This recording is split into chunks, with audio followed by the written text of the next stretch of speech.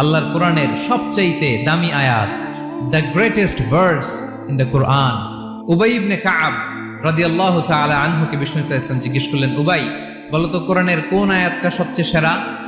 উবাই জানেন, তারপরে বললেন আল্লাহু ওয়া রাসূলুহু আ'লাম, আল্লাহ রাসূল ভালো জানেন। দেখেন কত বিনয়ী ছিলেন সাহাবারা, জেনেও উত্তর দিতে চাইতেন না, ভাবতেন না জানি বিষ্ণুনবী নতুন কিছু আমাদেরকে জানায়। বিষ্ণুনবী আবার বললেন, তুমি কি জানো কোরআনের সবচেয়ে শ্রেষ্ঠ আয়াত কোনটা?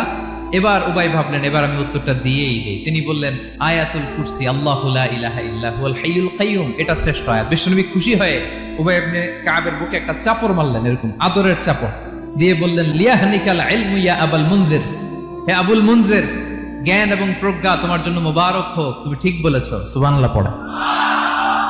তাহলে এই প্রথম ইনফরমেশনটা আজকে জানলাম, কোরআনের সর্বশ্রেষ্ঠ আয়াতের নাম ৬,২৩৬টা আয়াতের মধ্যে থেকে সবচাইতে দামি আয়াত এটা।